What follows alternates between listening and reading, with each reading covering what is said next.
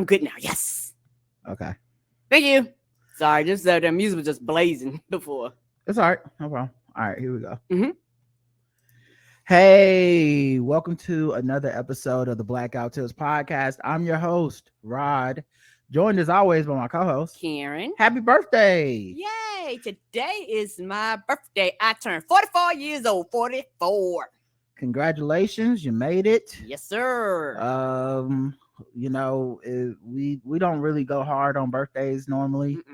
But this morning, I got you up and said, we're going to the store, and then I took you to Second and Charles, which is not a restaurant, it's a store that specializes in just nerd stuff. It's a nerd utopia up in there. It is. And I just said, get whatever you want. And you you translated that into what?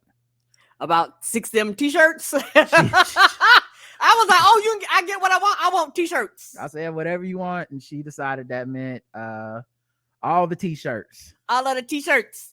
Yes. I like t-shirts. And there are some t-shirts that I have that are old, got holes in them, so I'm gonna get rid of those. Some of those to make room for these.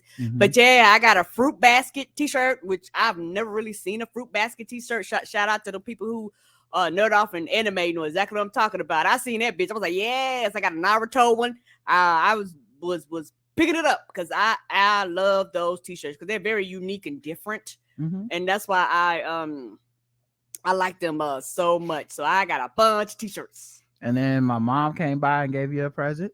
Yeah, shout out to your mom and Layla. She came by and got me an iPad, bitch. I was like, yes, I got my own. I don't gotta use yours.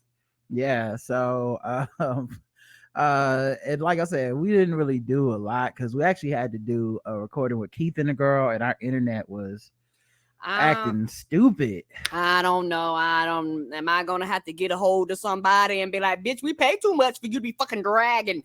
Yeah, I don't know what's happening, but our internet is just not cooperating right now.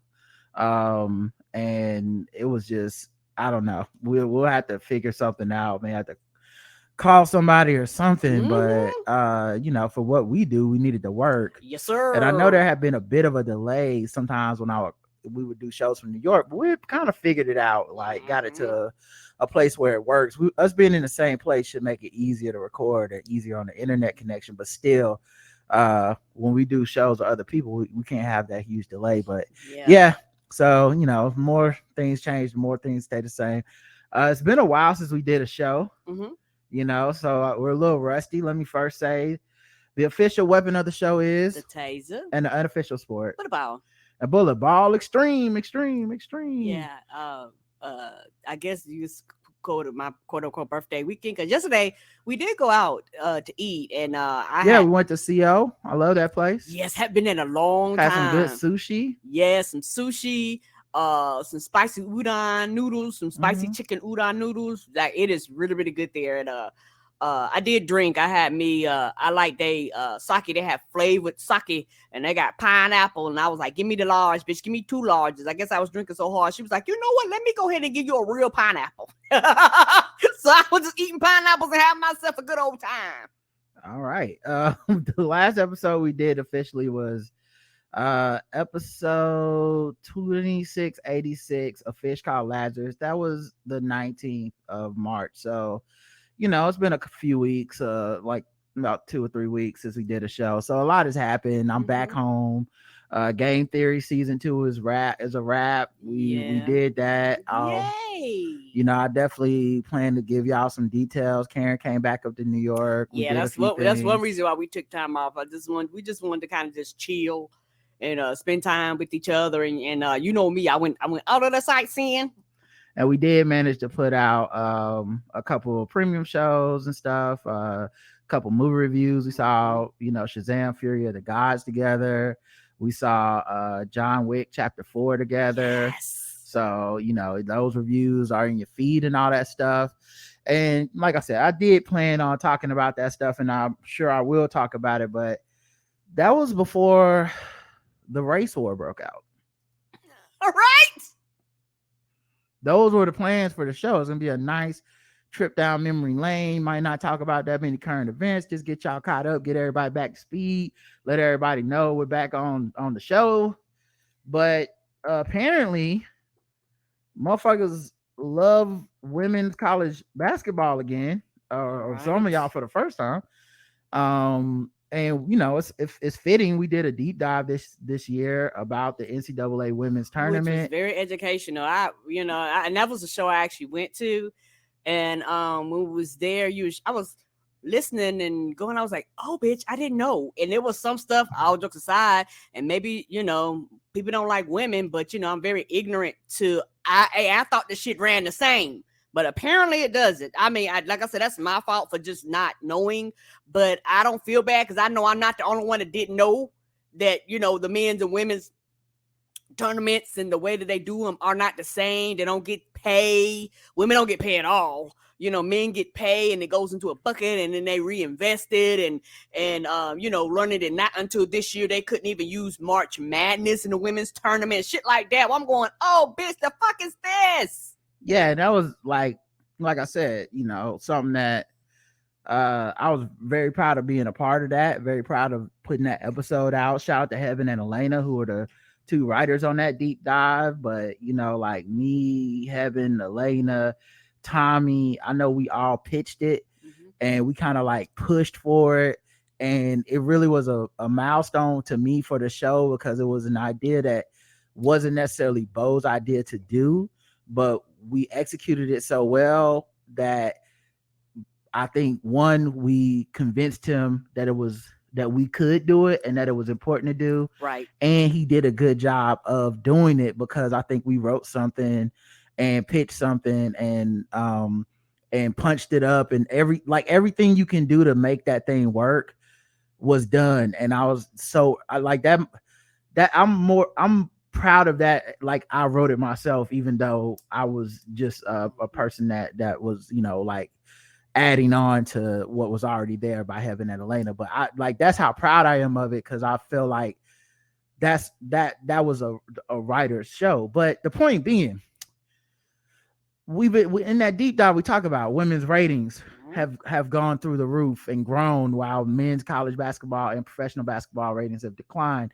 We talked about the iconic coaches. We talked about the fact that players stay longer. We talked about all this stuff, and I think people got to see it on full display this year because it was popping. And the men's tournament, no offense to the men who are playing or the kids who are playing in it, but it's just not hitting because you don't have the storied franchise, storied colleges that have the legacy to continue to like push and push and push. So it's not like Kentucky, Duke, Carolina, whatever. UConn's kind of a blue blood, but people don't really know those teams and those players like that right now. Right. So the point being, the women's game is giving us that iconic coaches, players whose names we know, stuff like that. Yeah, and also you have to think too, all jokes aside, the way the men's tournament went, all the big schools will put out. And so it's like, well, a lot of their fan base is like, well, fuck it. I'm gonna watch? My team ain't in it. That had a lot to do with the ratings too. Yeah, that's what I said when you don't see a Kentucky and UNC. So anyway, my point being, all this stuff came to fruition, and I've been rooting for South Carolina and Dawn Staley. Yes, sir. I just love her get down. Me too. Like the way she reps for Black people, the way she reps for women, the way that like she is so cognizant of every level of the game, yes, the way she pushes for the money, all this stuff. And so we're excited about this. We love to see it. And I'm watching these games more than I even did in the past because mostly because I'm not watching the men's games.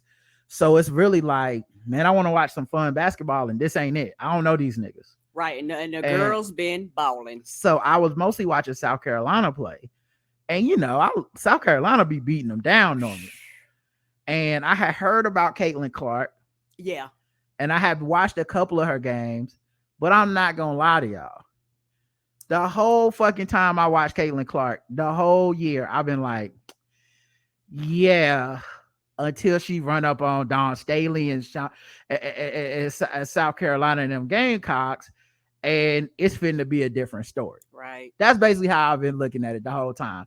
Yeah. And I have to say, I apologize to Caitlin Clark. I did not know, man. I did not know. I really thought that was just some shit she was doing. Yeah, every time you turn around, they was like putting her numbers and her stats. I was like, that bitch is balling, like off in the distance. You're like, she has actually been balling on I had to hit her with the Shaq, like, I apologize. I was not familiar with your game. I was not familiar. So she gave South Carolina that work, 41 points. Yes, she did. And not just 41 like bullshit points. Like they needed them points.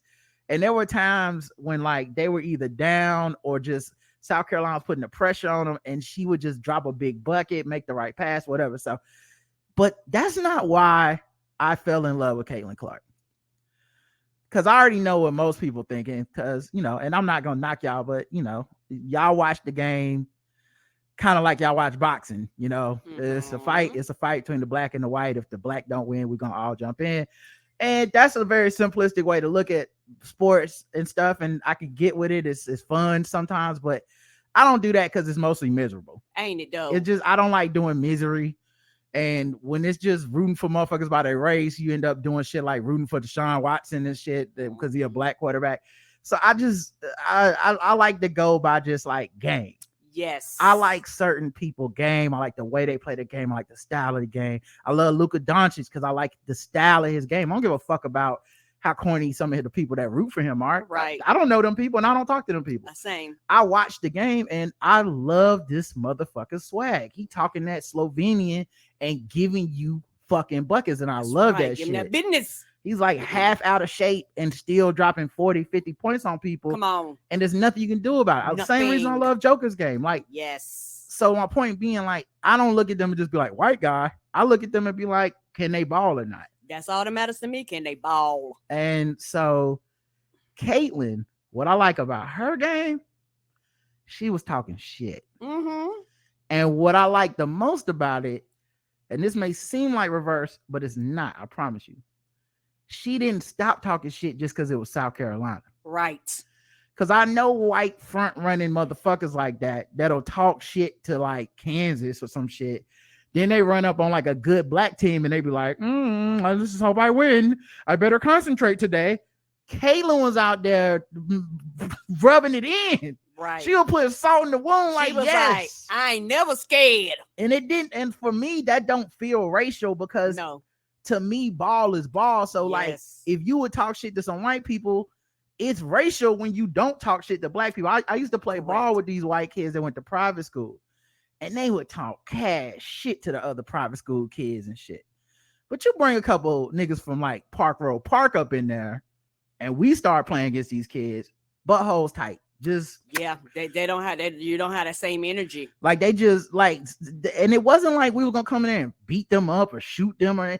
Just right. You start talking shit to that private school kid, and all of a sudden you could just watch them wither away. Like, damn, they ain't got it. No, there's something about the blackness and the attitude of the shit talking that they can't handle. Yep. Some people aren't brought up like that. They don't know how to handle. Like they could give it, but they can't take it. But Caitlin seemed like she could give it and could take it. Right. And so she was rubbing it in to South Carolina, and especially as they got closer and closer to being like they obviously gonna win. I said, okay, this white girl is hell. This is some Larry Bird shit. This is why niggas begrudgingly respect Larry Bird, because he'll talk shit to your face, and it wasn't no like I'm talking shit because you're black. I'm talking shit because you checking me, and I'm gonna give you buckets because I would give anyone buckets. Right, and it's a part of the game, and I think that particularly with the women's sports and how much it's growing, and just sports in general. Shit talking is part of the game. And when you have people on the outside or people that don't like that, they come in with their own agendas and you're like, well, bitch, this is part of the game. Like, everybody go home and, no hard feelings. Like, that's what it is. If you're going to come out here and you're going to ball. If you ain't going to talk shit, don't never talk shit. But if you're going to talk shit, you need to be able to take the shit talking. But my problem became with this. So now we in the championship game, and they're playing against Angel Reese, who, you know, is a lot of people's, like, she was on the list of like players of the year. Like I think Caitlin Clark was on there. The center from what was it, Alicia Boston? The center from South Carolina was on there.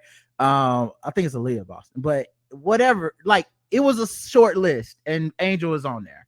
And LSU and Kim Mulkey, there's a complicated history with Kim, but they're winning. Mm-hmm. They're, you know, and so they get to this final game, and you could tell Angel had circled this shit on the calendar. Like, yeah, I want Caitlin. Yes, I seen how you get down. Yeah, and I see you talk all that shit. Yes, I don't even think it's out of some. It might have been, but I don't even think it's out of some level of solidarity with the black team of South Carolina. Like, I think people are gonna say that because that's an easy thing to say. I just think, and this is for as a person who talks shit playing ball. It's just, you see your kinfolk out there. I talk that. I speak that. Oh, you like to talk shit? We gonna wait till I play you. I'm gonna talk that noise too. Ain't no back down to me. So you hype yourself up. And she was giving her that work. And especially when it got close to the end of the game, she did Caitlin's own gestures back to Caitlin. Pointing at the finger for the ring. Caitlin did that. The put the hand in the face. Caitlin did that. Mm-hmm. But all of a sudden, the people that love Caitlin love her. And at minimum, if they didn't love her, I've never seen say a word about how she's classless, right? How she's a front runner, how she's, as Keith Olbermann called Angel Reese, a fucking idiot. But he's telling her to be classy. You're a grown ass man, dog, with a platform, calling a college girl a fucking idiot, but telling me about class. So it clearly turned into a race war. And I knew it was a race war because JL Covan was on the wrong side of it immediately.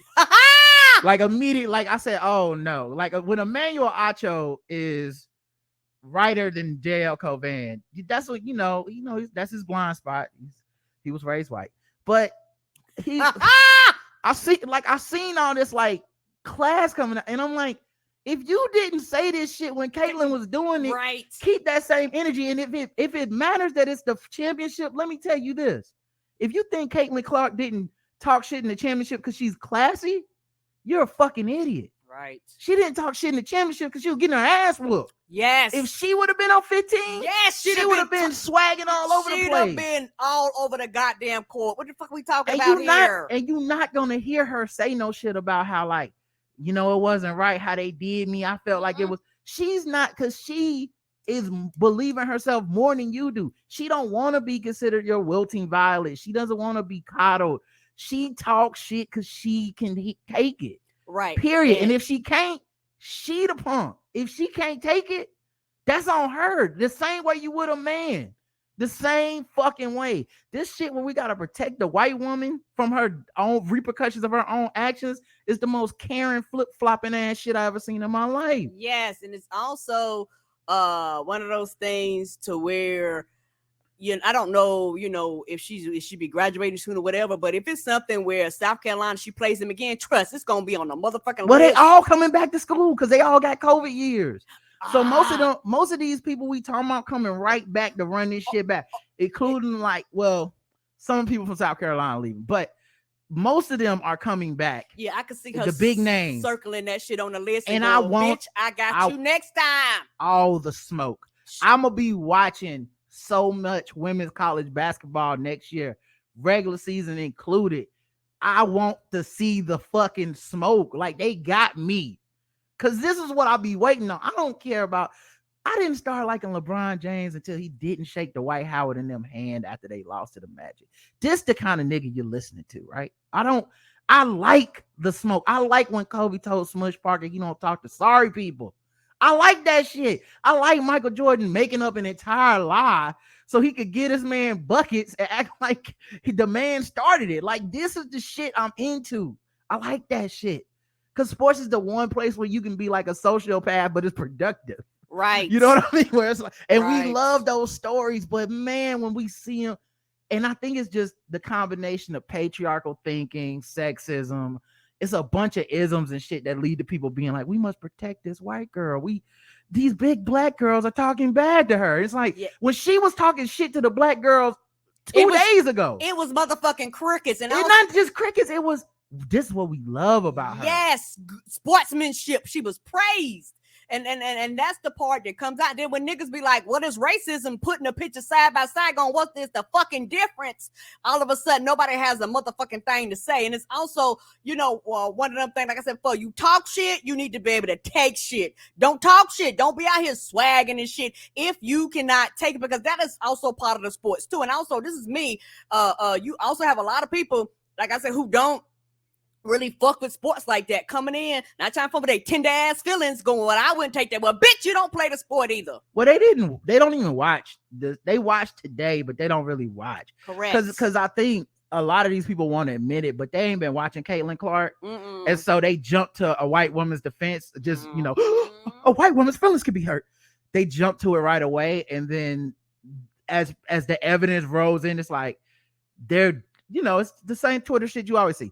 I gotta double down now because I can't admit I'm fucking wrong. Right. I can't admit I didn't know what I was talking about. So now I'm calling college players fucking idiots, but telling them to be classy because I'm Keith Olbermann. Dave Portnoy is talking that shit. Dave, the possible allegedly been accused of sexual assault. Portnoy, the fucking Barstool Sports nigga talking about class. And I'm sorry,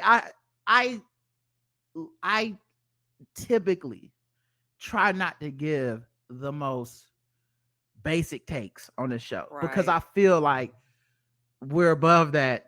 And a lot of times there's nuance to shit. Not tonight. Not this one. Because she's a black girl. That's why this is happening. And I ain't seen a motherfucker explain it in any way that makes fucking sense for you to be on Caitlin's dick, but Angel is out of pocket. She talked about it in the press conference after. I'm happy. I mean, all year I was critiqued about who I was. Nobody. I don't. Yeah. And for the record, it wasn't. They were shitting on her. Black women. I seen it too. There were black women shitting on Angel because she wear lashes when she played. Like I seen that shit. Like. Yes, like for lashes, my nigga. It's been right. It's a combination like, it's of not things, just it's race, it's sex, gender, it's a bunch of shit. But like, she ain't the right type of black girl, right? Too. I don't fit the narrative. I don't fit in the box that y'all want me to be in. I'm too hood. I'm too ghetto. Y'all told me that all year, but when other people do it, y'all don't say nothing. So this was for the girls that look like me, that's going to speak up on what they believe in. It's unapologetically you. And that's what I did it for tonight. This was for it was bigger than me tonight. It was bigger than me. Twitter is going to go in a rage every time. And I mean, I'm happy. I feel like I've helped grow women's basketball this year. I'm super happy and excited. So I'm looking forward to celebrating in the next season. I'm sitting on the couch, with my mom is here, my niece is here, Karen is here. We all watching, we all pulling for LSU. And it's the fact that Angel is so aware, and not just her, the other players too. Because there was other people being like, hey, we see how you just out here disrespecting people. Well, now you're gonna put some respect on our name. Yes, you're a great player, but dog, like you ain't gonna act like we ain't nobody's. The same people that came in their pants for Michael Jordan's "I took that personally" clip. Yes. The same people are now telling me they like class. What? What do that mean? What do it mean? Like, I like, you know what I like? I like motherfuckers that got that dog in them. And LSU had that dog in them, man. And honestly, Caitlin Clark got that dog in her. It ain't even like real talk. I don't even have no shade for her. I like that there's a Caitlin Clark. We need quote unquote villains.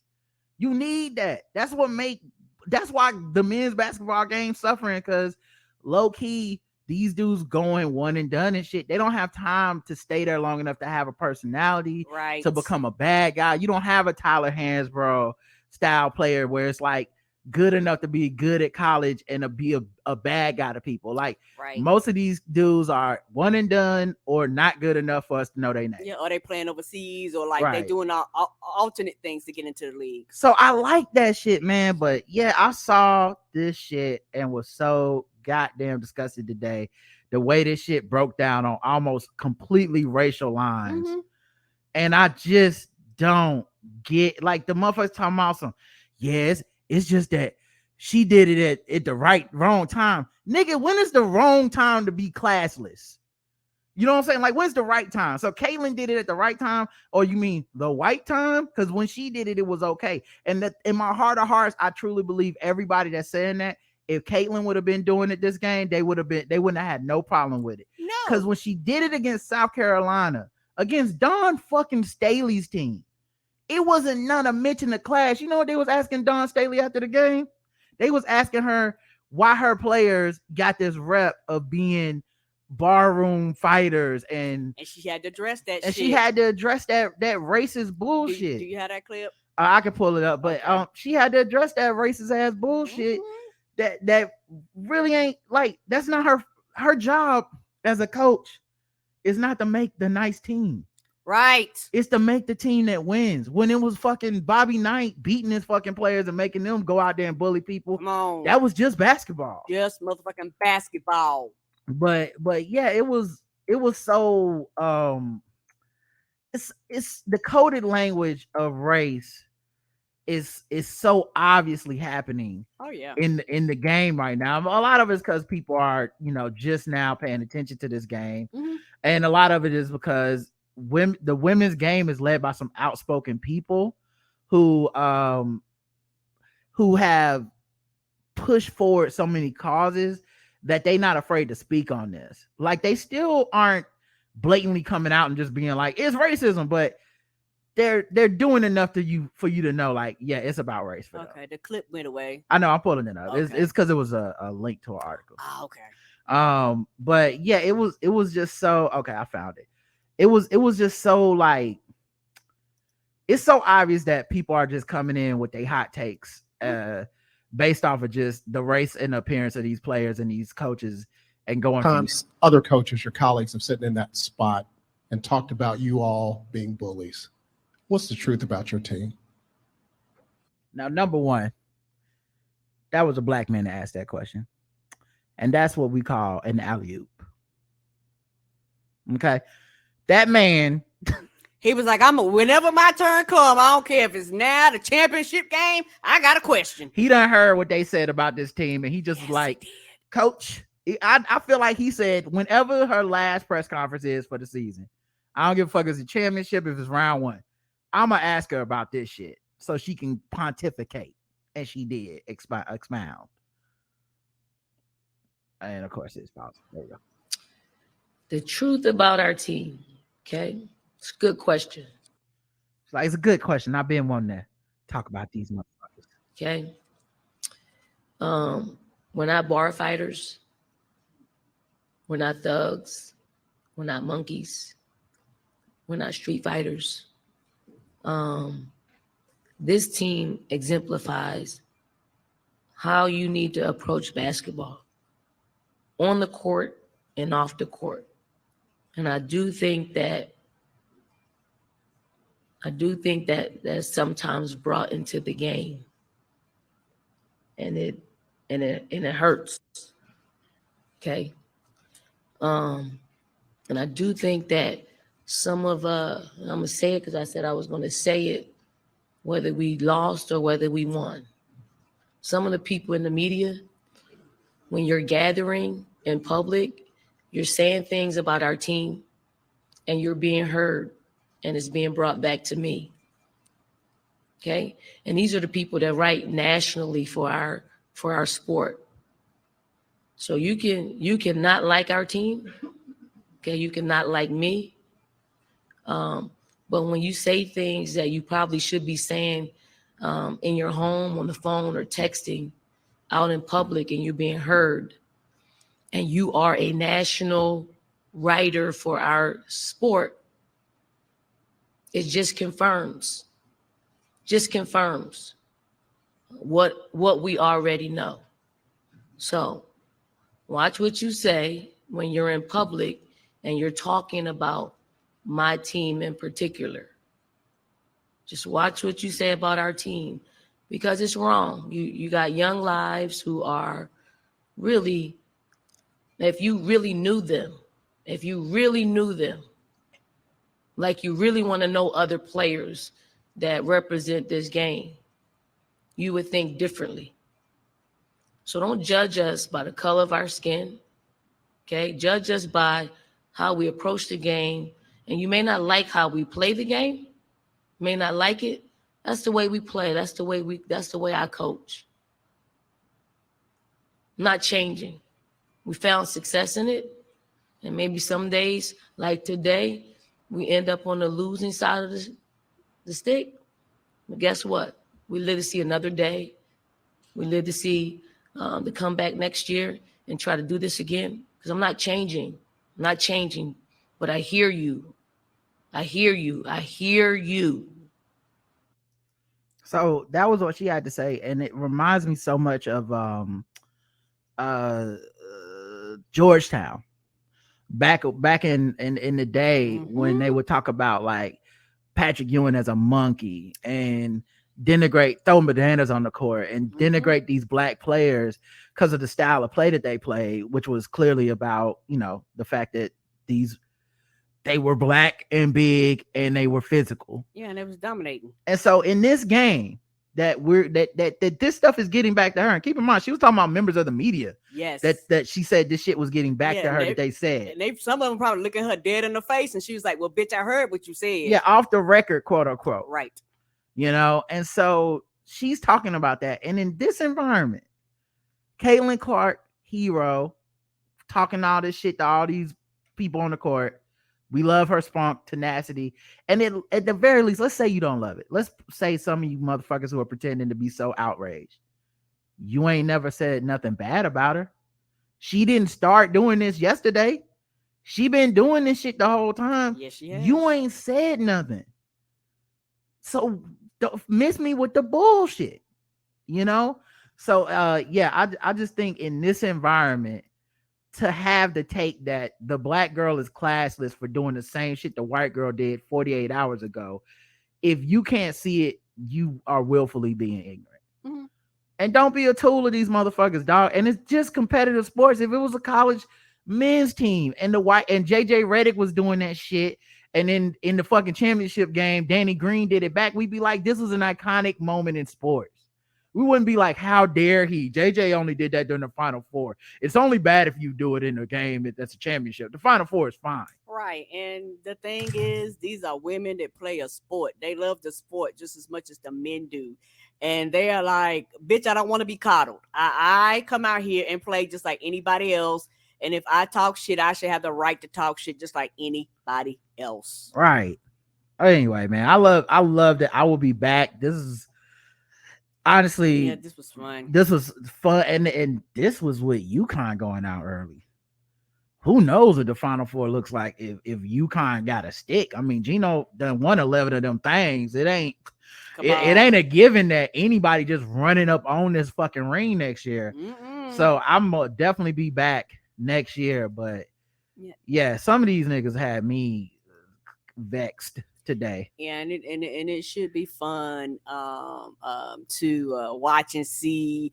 And I'm like you, I've kind of paid attention, but I'm gonna pay more attention, to the women and watch them play and follow the teams. Like South Carolina, I'm definitely gonna follow South Carolina women's sports to watch them play. So it should be fun. Also, are you gonna go on articles and all that type of stuff? I was going to, but it sounds like you want to take it a different place. It's your birthday. Go ahead. Yes. I wanted to talk about my trip to New York. Because whenever I come back, we always talk about my trip up there. I had a great time. For some reason, you sound quiet now. I didn't change any settings. Do I need to talk louder? Yeah, maybe talk a little louder, but go ahead. I didn't move nothing. No. Oh, you know what? Never mind. Keep talking. Okay. I know what it is. Go ahead. Oh, no problem. I was gonna talk about my trip up there to see you and stuff like that. I had a great trip up there to see you. It was really fun. This is the first time I've had this problem. When we got there, I got to the airport. I did like a night flight because I normally do like a first thing in the morning flight. I did like a night flight. I was like, yeah, I'm, get there, 8, 9 o'clock, stuff like that, right after work, and go up there. And everything's good. Get on the plane, sitting, and everything's good. All of a sudden, do you need to stop? Because your face. No, keep talking. Okay, I'm listening. No problem. And so we get on the plane and stuff. And so the pilot, he does the thing where he backs up, and I was like, okay, we get ready to go. Then all of a sudden, you hear the bing bing.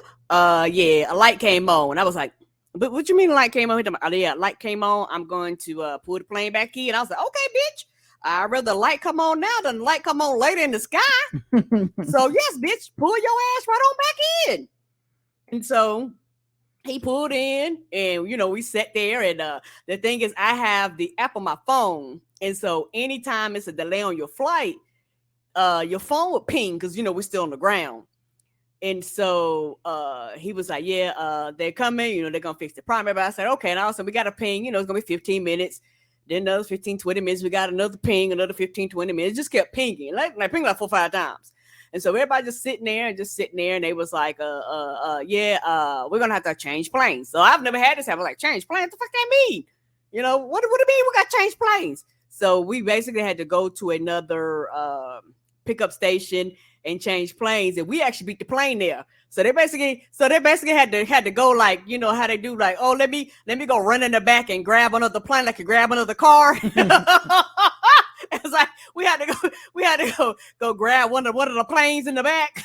And so basically we had to wait for the plane to come, which it didn't take that long, but wait for the plane to come. And then we had to wait for them to unload our bags off of one plane and reload the bags onto the new plane. So we're just sitting there watching this stuff. And the plane was basically identical to the other plane. So you basically sit in your same seats. And so for me, and I guess because I try to be very patient when I fly. If I'm impatient, I'm impatient with myself. I'm not really actually impatient with other people around me. And it's one of those things. I'm looking, I don't want no malfunction while we're in the air. So bitch, I'm glad you pulled your ass back in. We getting another plane, so I'm fine with that too. We got the way, bitch. I don't care. I want to get there motherfucking safe. A lot of people, every time we got to the range, the whole plane, you hit people on. I was like, child, I'm safe. Yeah, I never understood that. We talked about that in the past, but I do not understand the people that get mad and impatient with the plane when there's an issue. Like you're not about to be thousands of feet in the air. I'd rather we had this issue on the ground and change a plane and be a couple hours late. I just rather deal with that shit than huff and puff and they give in to the pressure and be like, well, someone's gonna get upset and then would have the wing fall off halfway over Baltimore. And now it's like, damn, wish we would have took that 2 hours.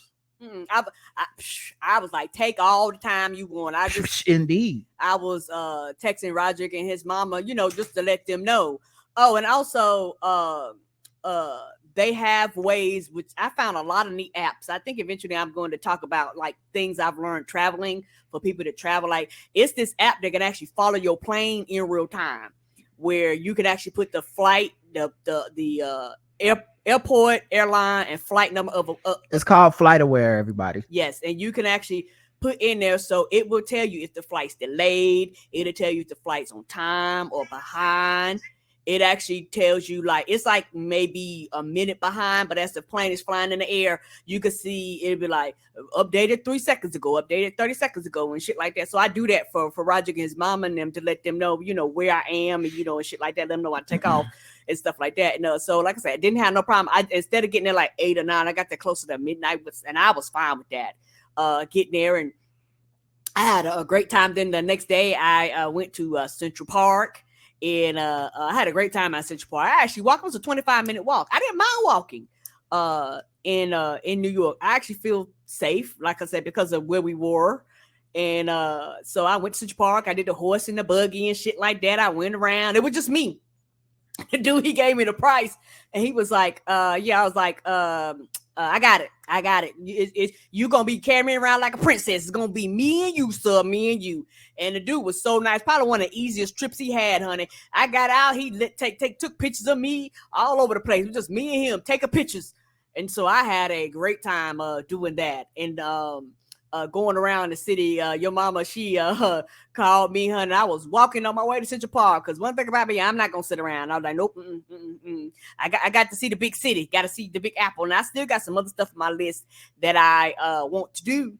But I definitely had a great time in Central Park, and I enjoyed doing the horse and buggy and going around and learning all types of facts about Central Park. Something I did not know about this. Everything in Central Park is man-made, but the rocks at the ground. I was like, what? He was like, yep, every single thing. He said from the trees to the lake, everything around here, if the rock come out the ground, we ain't put it there. He said, but everything else, he said, we put there. Oh, and I also went to Central Park Zoo, which is fun.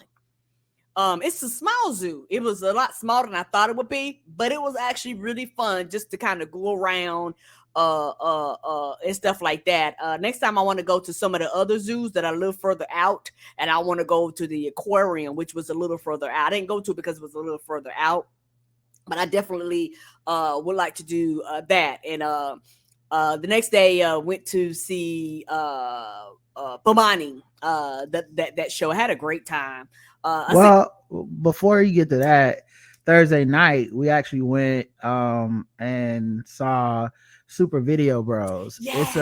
It's a comedy it's a comedy show with Dylan, who y'all know from the Dylan One, Mike Brown from Comedy Outliers, and Ariel, who's a person that we just met through this.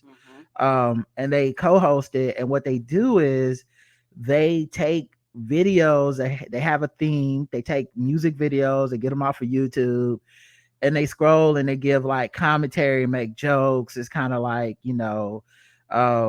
Mystery Science Theater with videos. Yes. And I had a great time. It wasn't a lot of people there, but it was because it was their first time performing the show in this new venue. It's QED. Yes. And I think I saw Dylan promoting it on his Instagram, and I DM'd him and was like, hey, are y'all doing the show? What's going on? Like, where do I get tickets? Because I was having a hard time on the QED website finding how to get tickets, but I figured it out. And we went to see them, and we had a great time. Yeah. QED is run by, I believe, Cambry Cruz, who's married to Christian Finnegan, who y'all would know as Chad from the Mad Real World sketch. And they like, he wasn't there too. And if you listen to Keith and the Girl, you definitely know. And so we were, in QED, the space that we've heard so much about on podcasts and comedians, and we had some very strong, good drinks. And were they strong though? And then we watched the show, and the show kind of has some level of audience participation. And Karen was just going OD, super loud, extrovert, yelling at every single thing. You wanted crowd participation. This is before they even told us they needed crowd participation. It was just, she was just yelling out, trying to be part of the show and doing her thing. But she wasn't alone. There were other people in the audience that were also, the table behind us was also there. So I don't know how many of us it was. It didn't feel like it was a lot of us, but we made it a lot of us. We made it sound like a lot of us, because I was like, because I was by myself, then somebody else. I was like, so we're doing this. Let's go. So I had a great time, and that was our first time seeing. You've met him before, but I never got to see Mike Brown. Right. But our first time meeting Dylan, so it was wonderful to meet them like face to face. And Ariel. And the other thing is they let you pick videos. So this is a show I suggest if you're in New York and you can get a ticket, you can find the time to make it out there. I suggest you go see it, because the audience participation part is dope. It's a cool idea. And then also you get to pick videos for them to break down. And if they pick your video, they'll play it and make fun. And I picked Mighty Casey's White Girls. Yes. And I don't think they was ready for that. because it was Women's History Month. Yes. And as a theme, and man, they had so many good jokes. They said stuff about the video I hadn't even noticed before. Mhm. I fucking forgot after years of not watch. It's been years since I watched BET Uncut, that there's a whole ass black girl in the video for some reason who clearly didn't know it. Either didn't know what the song is about or is a young Candace Owens. I don't know which it is, but she was in that whole video just chilling with them very basic, average looking white women, and then this black girl. So just such a fun time doing that. We had a ball, and that was really, really fun. Yeah, because I said, you want to go? I was like, sure, let's go. So we actually had a ball. We were gonna see John Wick that Thursday, but instead we did an audible, and I'm glad we did, and I had a great time, and I'm so glad I got to meet them face to face. Then we did the tape in the next morning. Yes, so we did the tape in, which was actually really fun. And whenever I go to the tape in, and maybe this is just a mental thing, I'm always like super early. You know, whatever time they say, I'm like 15, 20 minutes before time, because it's already people lined up. But I'm normally like the first person like in that front seat, because I'm like, oh, I'm super early. I don't know why I surprise the shit out of myself, but I do. And so I was sitting there and waiting on other people, and as people came in, I seen I don't remember his name, but like a fan of the show, he was like, Karen. I looked up, I was like, oh, somebody recognizes me. Mm-hmm. And I told her we could take pictures. I'm sorry I didn't get to take pictures with you, baby. I didn't get a chance to come back down.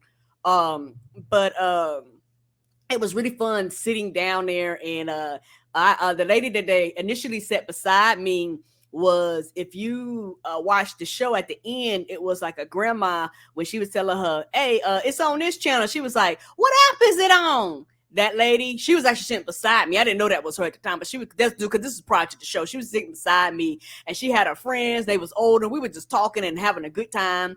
And Keith and Hemda and Xerxes came. So I moved from where I was to sit over there with them, and we had a great time at the show. Great. Yeah, Hemda got up and was a volunteer for warm up the crowd, where they asked you to like lip sync a song, and hers was Beyonce's. Mm-hmm. I think it was Crazy in Love. Now they pick the same two songs every time. It's I didn't know Bitch that. Better Have My Money and Crazy in Love. And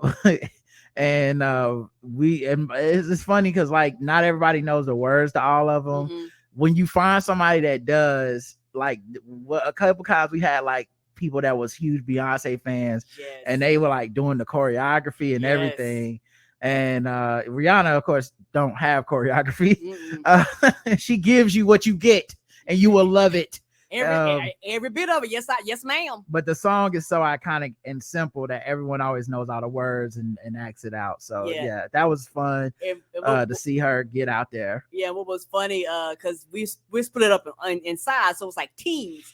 And so on the other side, he picked a young lady, and she was like, I'm quiet. They played that song, boy. She broke all out her shell. It was just fun just to watch her kind of go at it, and everybody was just standing up and clapping. I really liked the fan participation and things like that, and interacting, with us and making jokes and things like that, like the pre stuff before Bomani comes out. And I really enjoy those types of things, and I actually enjoyed the show, enjoyed the taping, and enjoyed everything. And afterwards I got to go and see Bo and chill with him for a little bit, and I actually enjoyed that day. That day was fun. Yeah, so I think that was a good time. And afterwards we went to the gym with some of my coworkers, and then we went and saw John Wick 4, which was a lot of fun.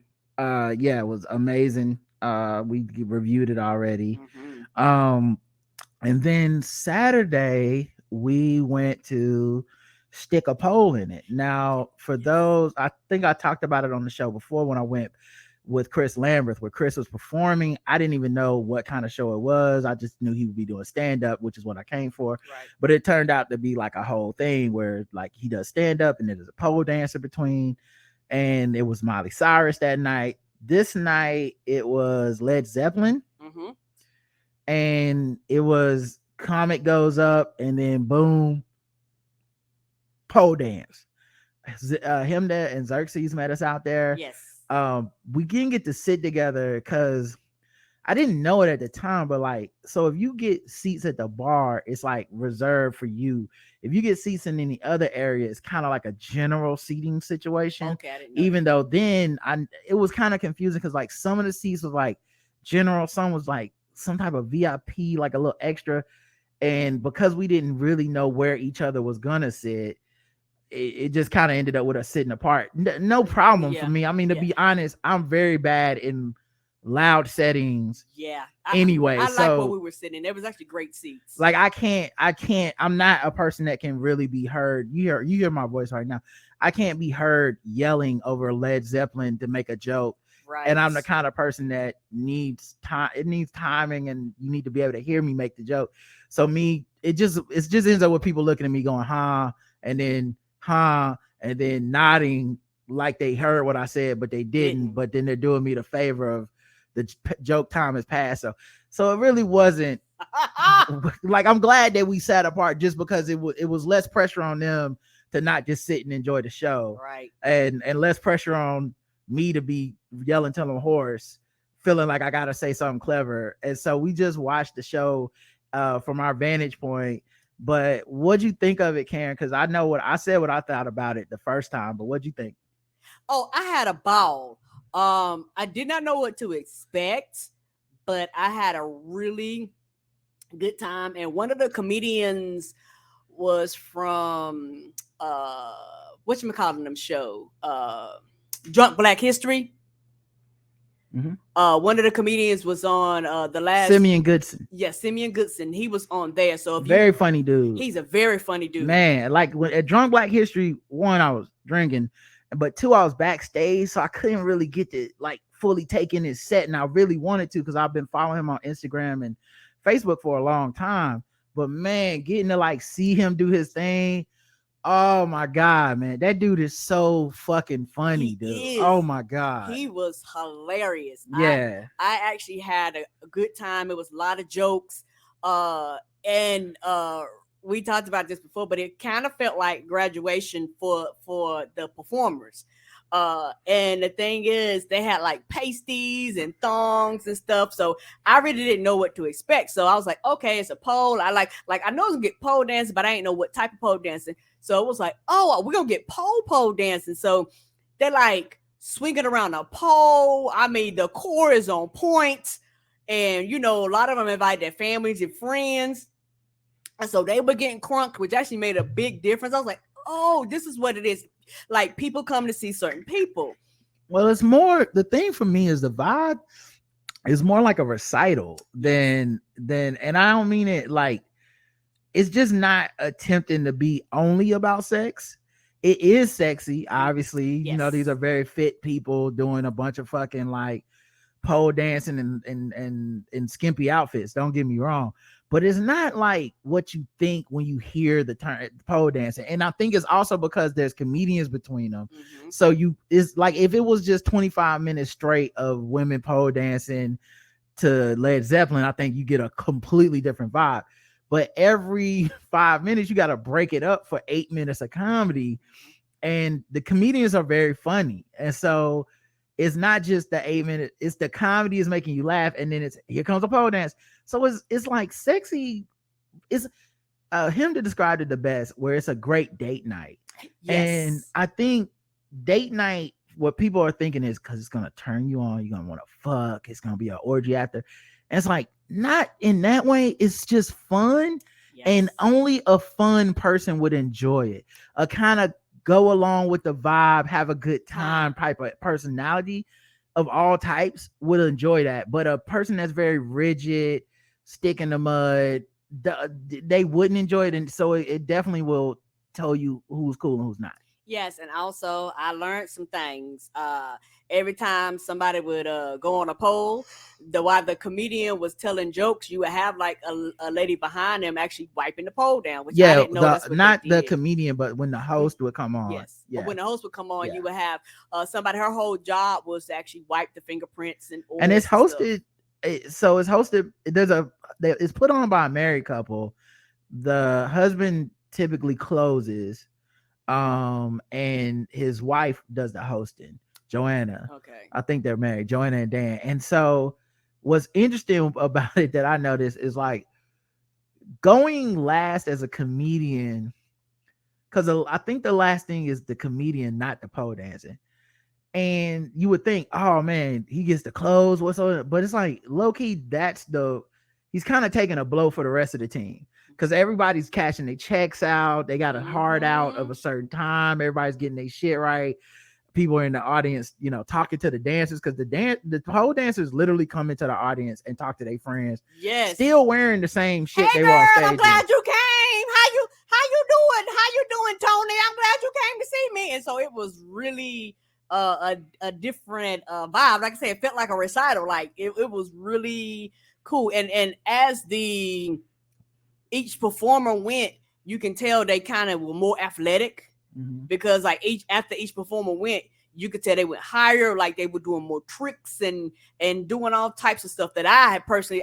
You see it on TV, but I've never seen it in real life. Yeah, honestly, it sounds so funny to say, but and I'm sure it's the same in like a Magic City or something where they have like the huge poles and the athletic women. But you low key, because you're not tipping, you're not like throwing money at them like a Magic City. You end up clapping just because of the athleticism. Yes. It's like someone gets on there and does like a fucking 720 spin upside down, and you can't even tell what they're using to hold the pole because the way that they're holding it looks like they're fucking floating. You just end up clapping the way you clap for like a motherfucker that just dunked on somebody, or the way you clap for like someone that just did a long distance jump. That's how you end up clapping. You're like, oh, you shot that from the free throw line. I mean, because one of the things we're like, I know I couldn't do that shit. And so it was just really, really fun just to watch them do that. And like I said, it really looks like they're floating. And someone went like up to the top and was coming down, and it was going around the pole. It was something that you seeing it in real life and seeing it on TV almost just don't do it justice. I don't know if that makes sense. I just think when you see it in certain, I just think when you see it in different aspects, it's sexy because it's all it is. Right. It's just and it's not about athleticism or nothing else. Is if you watch a movie or something, there's pole dancers and it's almost like we're in a sex club and they got pole dancers and techno music. This was a little bit different, but they were still sexy and all that shit. But it was just super fun. The next day we went to the Empire State Building. Yes. And we went with Ray Sani. Yes, we did. We had a great friend time. Of the show, friend in real life, Ray Sani. Yes. And she had never been to the Empire State Building, even though she's born and raised in New York. Yeah, she was like, I've never been. I was like, oh, word. I was like, well, we're about to have a good time because like I have the energy of a 5-year-old when I see new shit. I was like, oh, we seeing new shit. Let's go. Yeah, and it was fun to like see it with her and for her to get to like have fun, like, like really absorbing it in because Karen's gonna do that. And y'all know me, I'm chill. So it's like I don't necessarily get hype, but I don't block nobody's hype. I'm not a downer. I'm not like, calm down, everybody, you're being loud. I'm like, yeah, it is fucking awesome. Like, yeah, we're high in the sky looking at the city and it's fucking crazy. Like, I just because I'm not walking around with that tone of like, oh my God, but Karen and Ray were doing all that stuff. And you know who you married. It's a very interactive thing too, because like they have all these videos and stuff from back in the day, whether it's reenactments or actual video footage they've enhanced from the 19 whenever it was built. And as we're going up the elevator looking at it, I just said to I think I said to Ray, I don't remember who else is in there, but I was like, we're probably looking at the first thing in America that white people built themselves. I told Bo that too. He said there's something to that because I'm like, bruh, this like you didn't see no black folks in this entire fucking display. Yeah, but them skyscrapers are nothing. And I know that white union was motherfucking racist as shit. They wouldn't let no niggas get no contract. So just the one thing, like everything we done built in, even the White House, black people built. this the one they got one hit. Maybe they got a couple others because at that time period they were building a lot and they were probably racist and not letting black people work because like pay them. No, they built the White House for free. You know what I'm saying?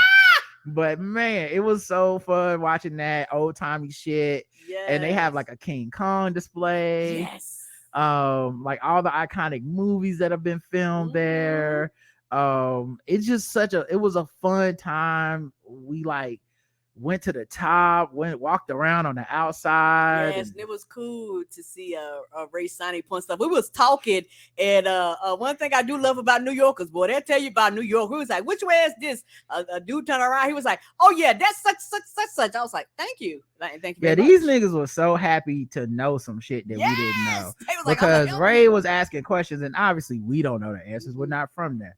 But she will be like, yeah, I wonder where New Jersey is because I think it might be this way. And it's like random white people just turn around and be like, well, actually, New Jersey is to the southwest. So if you go across to the other side of the building, you'll see it from there. And I was like, oh, okay, cool. But yeah, like seeing everything from that vantage point was just so cool. I really suggest everybody do it. It's like a cool way to see New York. It's a cool way to like kind of appreciate the whole like just the city and what it and all the parts of it and all the boroughs and stuff. Yes, because you can literally see all majority of the boroughs, so it was really neat. To look out and to see. And we was going out there right when the sun was going down. It was absolutely gorgeous. And then we ate at a Mexican restaurant and drank a lot of drinks and ate a lot of chicken and fish tacos. Yeah, that I actually like that. But this place was really good. And we must have did some serious drinking because the lady was like, "These on me." I was like, "How much did we drink? We drunk enough for you to be like, this on me." I was like, "Oh, we paid for these 8 times already, probably." Right. And so they had to show me how to do the shots because I didn't know I was supposed to suck on the lime. They was like, "Suck on the lime." I was like, "Well, shit, I don't know." So we had a good time with Ray, and then Karen had an early morning flight out, so then she left. But yeah, man, it was super fun. It was good seeing everybody like Keith, him, to Ray. It was good seeing all Xerxes. It was good seeing them. Karen got to hang out with Bo a little bit back behind the scenes. But she had to take like a super duper COVID test and stuff, so she couldn't come say bye to everybody. And then also like that was the second to last episode. For some reason, I feel like people thought that was the last episode or something. Yeah, because I'm sorry. They thought Karen was gonna be here from that point to the last episode. Yeah. And no, she was just there for that one episode. So people kept saying like, oh man, the last episode I could meet Karen. I was like, she's gone. So they thought my trip was longer because the last season I came for like the last episode, I think. Yeah. All right. But I did meet Raphael. Met Jim, who I've been seeing her on Instagram, and I feel like she's always living her best life. Living her best life. So it's cool to get to talk to her. And Raphael didn't try to sell me no NFTs. For now. I met a dude that's like from the Black Podcast Association. It was just hella cool to get to see and meet people. I'm sorry I didn't get to see y'all because people would hit me up going, "Can I see?" I was like, "Baby, I'm back at home." They was like, "Oh," I was like, "I'm sorry, y'all. I didn't get to stay as long." And the show went off well. Like final episode we recorded on Thursday night, which was different than obviously our normal schedule. And then we all went out to this Italian place where they gave us hors d'oeuvres, and it was this chicken parm and some type of shrimps and all this shit. And we just ate that for a while. I packed that night. I mailed a couple boxes home, but I actually ended up leaving some shit in the Airbnb because I was like, fuck it. Oh Lord. It didn't fit in my suitcase. It was, what was I gonna do? Okay. And I had to make choices. So decisions were made. Let's just say Rack Room Shoes will be seeing me tomorrow. I need new basketball shoes. And they were just like shirts that got old or faded or something. I was like, well, they belong to the streets now. And then of course, every time I'm in an Airbnb, I always end up leaving some shit for the next person because I'm there long enough to be like, should I sweat it out for 90 days or do I want a fan? So I bought a fan, and I bought a nice Amazon fan with a remote. So somebody gonna have that next time they rent that place out. Yes, sir. I don't blame you. So Yeah. you know, it's one of those things. You're like, well, I'm here. I'm. If it was 2 or 3 days, that's one thing. But like you said, you're there longer than you're like, I need some comfort. Right. Right. But yeah, so that was. I'm sure there's stuff I'm leaving out about my own experience, and maybe we'll get to it. Go ahead. I'm saying it because I don't know off the top of my okay. head. Maybe we'll get to it over the next few shows or whatever as I think about stuff that happened in New York and stuff. I know the elevator was out for a while. Some motherfucker told the apartment people I was smoking in the apartment, or they thought somebody was smoking in there. But the thing is, one, I don't really smoke, and this one had a balcony, so if I smoke weed or something, I just go on the balcony. Why would I fucking smoke it in the Inside. now that I can do it outside, I go outside, you know. I did like that but balcony. That balcony was beautiful to sit out there and chill. But then when the weather's good, yeah, and then after a while though, I actually started doing weed gummies, so I wasn't smoking at all. You know, so I don't even know what that was about. It was funny. They like texted and emailed me about it, and I emailed them back like, you know what's funny? I smell the smoke too, because I'm not the one smoking. Right. I just have been thinking it was like the other person on the floor and not my fucking business. Right. You know, I was like, okay, I guess, because it always smelled like weed. It never smelled like cigarettes. I was like, because it's a different people odor. probably rent this Airbnb out. They smoke weed because they're in New York City and they're living their life, and then you just mind your business. That's the main thing I liked about New York, is most people just mind their fucking business. You just mind your business and you move on. But yeah, those are like the main things I remember. Oh, also, actually, there's one thing. Okay. I got fucked up on the Thursday night. I didn't mean to get that fucked up, and it would really more like Thursday during the taping. Now, what I'm saying is, what I mean is, so we get there. I'm doing my job how you supposed to do it, you know, and I'm very proud of the job I did, because I was asked to do more this season, and I was able to do it. Now I never had any doubt I could do it, but I don't force myself into places. So if people don't think I'm a person to put in a position, I don't advocate for it, because if you tell me shoot corner threes, I'm shooting corner threes. Right. If you tell me get in the paint, I'm getting in the paint.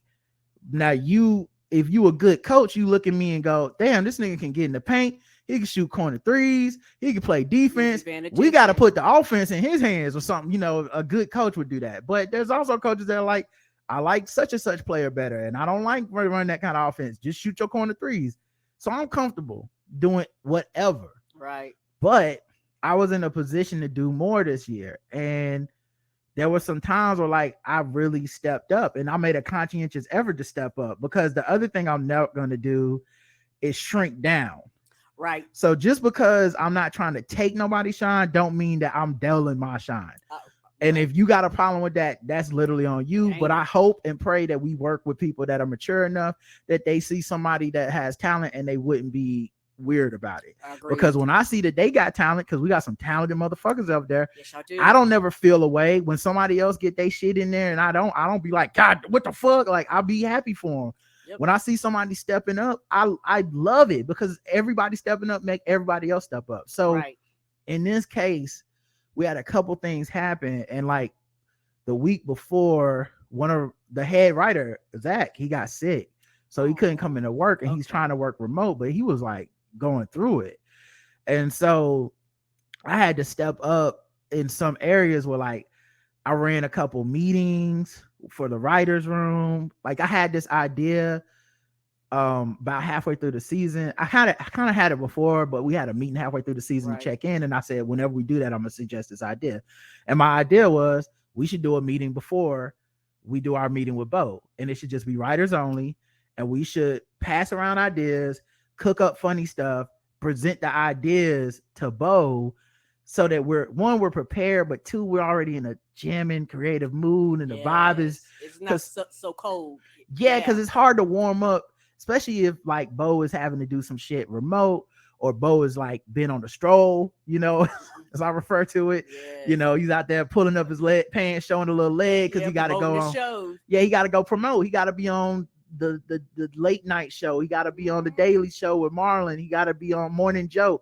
He got to he got to show his face at the premiere of Succession. Like this motherfucker is taking a toll on him, as it would any of us. Correct. And so when he's can't be there because he's zooming in because he's tired or whatever, and or he is there but his energy is down because it's a lot of fucking work, and we're asking him to like give us Friday energy on a Tuesday after he done worked all weekend, keep doing this podcast, all this shit. So anyway, my point being, sometimes it would feel a little dry because he's not able to get up his energy, and we're not matching his energy, and we're not really bringing energy to the room because we're coming in cold. So that meeting, I think, changed a lot. It made our topic go better, and for certain people brains ticking, and for certain writers, they struggle. It's like every writer has different strengths, right? And so some writers, and this was me last year, sometimes I struggle off the top of the head stuff, but I would be, once I got in my room and sat down, I'll be like, oh, this is what I could say. This is what we can do. But presenting that idea in person, fighting for it, whatever, it's harder than it looks. Right. And so there were some writers, they will have brilliant ideas either on paper or if you sat down and talked to them in the office and just talking to them one-on-one. But then in the meeting, they might not present the idea, or they might not feel like confident in it. But when we had that pre-meeting, I know the idea. So now we in the meeting, and I'm like, yo, this writer said this thing earlier. Hey, this writer, you want to tell Bo about the idea? And they able to explain it better. And it changed the whole vibe. Like people, like you could kind of feel like people relaxing and being like, oh, okay, so these people do care. And honestly, like you gotta, sometimes I think, at least the way I looked at my role, being now a veteran writer on this staff, part of it is you have to push for other people. It can't just be about your ideas and you getting shot and I'm the greatest. You're a team. Because if I have my way, I want every writer to come back, and I want us to add some more, and I want them to be more confident than they were last year, just like I was, and I want them to look out for the younger or the newer writers the same way I'll do. And I think it's important not to like flex on it or try to like pat myself on the back. I'm saying this makes us all better, and I want everyone to do it. Like if there's a writer that has an idea, they keep getting spoken over.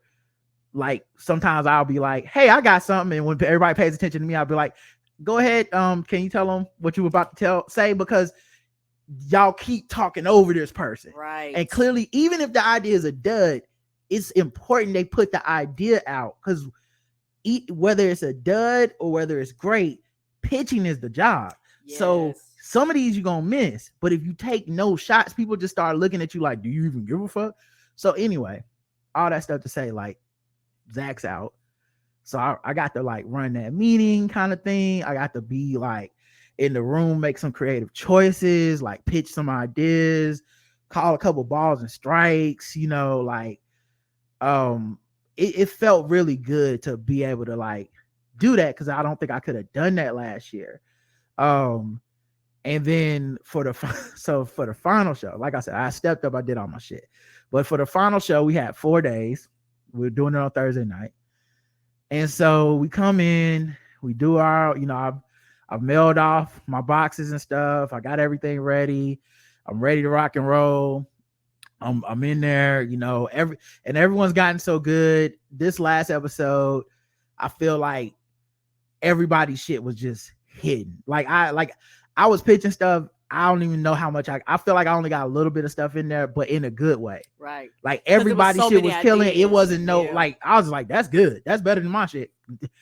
Plus when you're doing so much in the other room, it's hard to do like the alts and all the stuff that they ask you to do. Right. Cause I'm in there also helping to make like creative decisions or finessing certain language or whatever, And so, or just even if they just want to hear my opinion, it might not even be nothing to say. Like they got it figured out. And it's the last show. It's kind of like last day of school. And then there's always other shit I can't know. Who got conflicts about this, who don't like this, who's got personal issues. So anyway, we get through the rewrite, which means next thing, only step left after this is for Bo to go out and do the show. So people start celebrating. We drink Fernet on Fridays is tradition. Bullshit. On show day, we drink a little Fernet, which tastes like it tastes like if you took essence of lavender oil and mixed it with kerosene. And so shit tastes terrible. The first time I had that shit, I gave it to the plants. Fuck that shit. That shit was terrible. But it's a tradition and it grows on you, and it felt good that the rest of the writers were drinking it, because that's what happened last season. I hated it. And then by the end of the season, it was like, it's a rite of passage. You drink a little sip of Fernet on Friday or whatever. But it still tastes terrible. It's always going to taste terrible. And then to start this season, I bought a bottle of Fernet for the room. And Tommy was so excited because he's the his Fernet jam. guy. Yeah. We call it that Tommy. So not that Tommy. We end up in the room chilling. There's really nothing left to do but go to the show. They pull out the Fernet. My man Jay Snow, he gets some Patron. He's a tequila guy. Oh shit. So I came up with the bright ass idea because I had some raspberry ginger ale. I said, I'm gonna mix some Fernet with some Patron and throw in a splash of raspberry ginger ale. I call it the game theory. Oh no. Guys, when I tell you, and keep in mind, we weren't filming in the morning. So normally when this happens and we're drinking, you're drinking, we film in the morning, we start doing everything at 8. You're drinking somewhere around like 1 o'clock or so. You're about to have lunch, and then you get some food at the gym. I was drinking, I forgot it's now 3, 4, 5 in the afternoon. I haven't eaten shit all day. Yeah, because you don't do breakfast. I fucking forgot to eat. I hit that shit, the first one, and I was like, ooh, one tastes better than I thought. Once you add the ginger ale and the I wake up Patron. eating. You like, I'm good. And then the second, then I said, you know what? It wasn't that bad. I actually, I'm gonna do another one. With nothing on your tummy. That was where I fucked up, everybody. I was gone. You ain't a crack or nothing. Now the good news is I've never been drunk around these people. Oh my God, they love Drunk Rod. Oh my God, they love Drunk Rod. Huge fans. They were like, thank you for getting drunk on the last day. The whole taping, I was just over there giggling, making jokes. Everyone was cracking up. And then afterwards, I got an Uber. The 10 blocks it takes me to, I had to get an Uber. I was like, I don't feel comfortable even walking back. I'm gone. And this is like that shit lasted long, and I drank a whole lot of water between like the taping and going back to the Airbnb, and I knew I had to pack. But woo, that gang theory put you on your ass, fam. I'm just telling you. On the empty stomach, yes. And then when I got there, I finally was eating, and then it was hors d'oeuvres. So of course it took me like 12 plates to get the right amount of food to make the alcohol balance out. But within like probably an hour of being there, I started feeling like myself again. And I ended up going like back to the Airbnb, I spoke to everybody, took pictures and selfies with everybody. I posted the video of it on my Instagram. Yeah, I like the pictures. They were cool. Yeah, I'll post pictures later. At some point I'm gonna post pictures from the whole thing. I know y'all, there's still photos of me with all these people, but yeah, man, it was a great time. People were really saying some very kind things to me. about just my role in the season, my role in the room, my Didn't role they in give the. you a certificate? Oh, we had an award.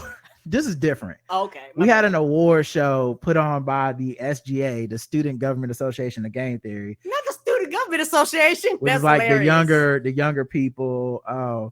And they gave everybody awards, and mine was most popular or most famous. And then you get a trophy that says you win, and there's a whole presentation. Now how I'm the most famous, but it's Game Theory with Bo Monty Jones. I don't know.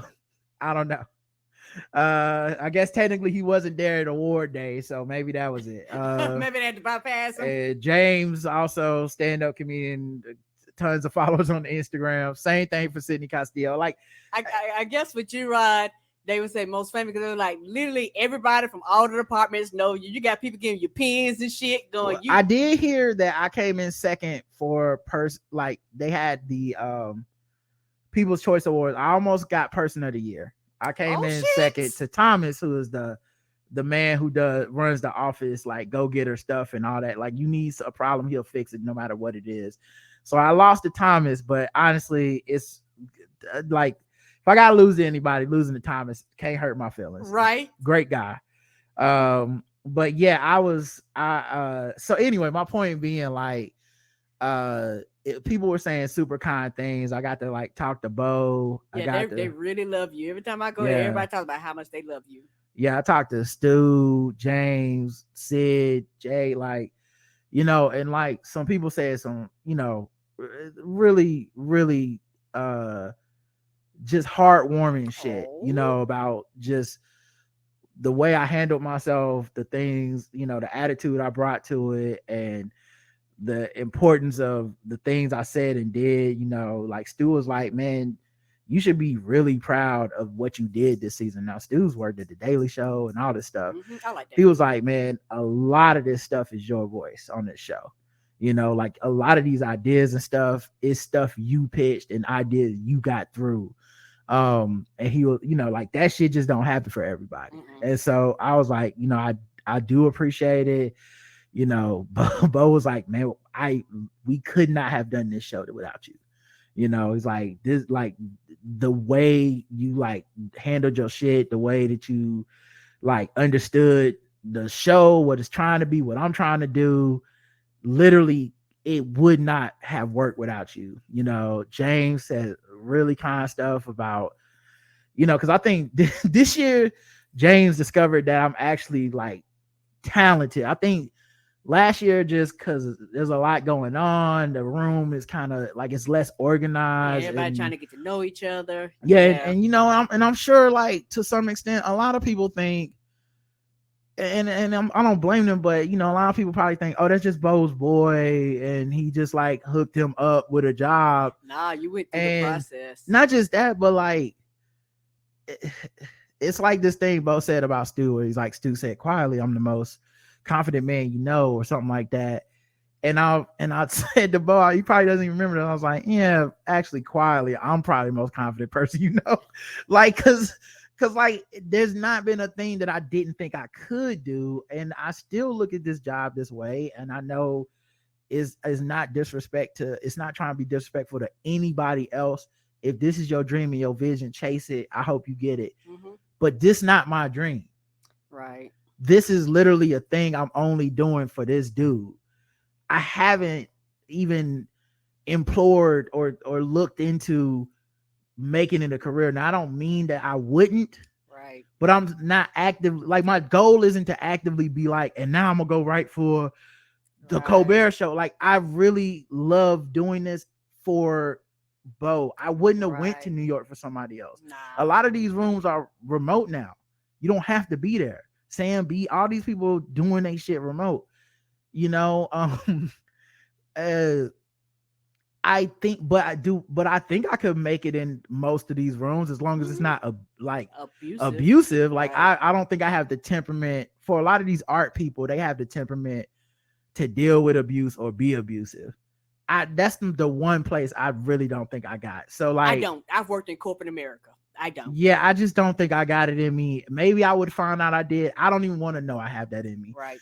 If you talk to me greasy, you disrespect me. If you think it's fun or need it to be chaotic and mean to people, I don't want to work with you. Yeah, and I've served. So I've and that's how funny. I've served my fucking time with people talking to me goddamn crazy. Yeah, like I'm not, you don't, and the thing is, you don't gotta talk to me like that. So you doing it as an ego thing. You don't gotta flex on me ever. I'm not a nigga that need to be flexed on. I don't walk around like I'm hot shit. I think I'm capable of things, but I don't walk around like, let me be in charge. I'm not envious. I'm not jealous. I'm not really that ambitious. I don't want to take nobody's job. Right. I like going home and having a life and doing my podcast. So there's a lot of stuff that I think people assume about people, but when you work with me, you realize, oh, it's not an act. He just don't. And I'm not, I don't lie to people either. So like, it's straight up. Like I would tell this to anybody's face, you know, like it was funny. One day we were talking about somebody, I can't remember who it was. And somebody was like, hey, keep it down, man. He might hear you. I said, nigga, I'll say this to his face. I'm not talking shit. Like it's a difference to me between like, man, fuck this nigga behind somebody's back. I don't do that. I don't like doing that. But like anytime I'm not for everybody, or just like I don't do everything perfect in a way. There's funny shit about me. So is everybody else. The difference is I don't think I grew up in a family and stuff where like you can kind of say that to somebody's face. As long as you're just not mean about it, it's fine. Right. If you can tease somebody about it, it's jokes, you know. So, but yeah, I remember that. But my point being, I know I did a great job, but I knew I would do a great job if I was allowed to do a great job. You see what I'm saying? Like, I like, it's not a ego thing. It's this is what I can do. This is what I should. It's if y'all want me to do it. And they wanted me to do it. So I think this year, like James found out, oh, this nigga can do it. Also, like I have been thinking about this shit. First season was me learning. Right. I'm still learning, but this season I know some shit now. I knew nothing last year. Now I actually know how some shit's supposed to go and look. And you start getting privy to like the fight for the show and like what voice and what things need to be heard and what needs to be advocated for. And so that felt good to be able to deliver on that. Yeah. And something I can say, how can I say this? I applaud your confidence. And you just being like, I know I can do this. And something, and the weird thing about me, and I am getting, and I've gotten better over the years. There's a lot of shit I know I can do. There's a lot of shit, if I quote unquote apply myself, I can learn it. I could navigate it. I could teach somebody about it. Like if I just quote unquote went all in.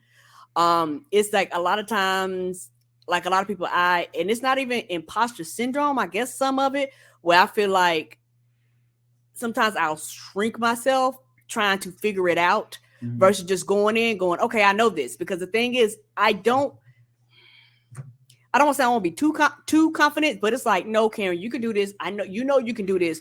Don't second. Well, you know yourself.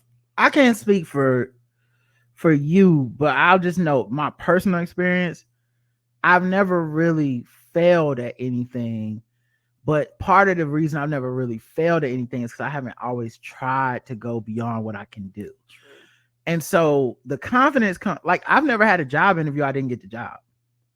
Okay. Yeah, you see what I'm saying? Yeah. When I was trying to get into college, I got accepted to every college I got to. The only one I didn't get scholarship offer from was Howard.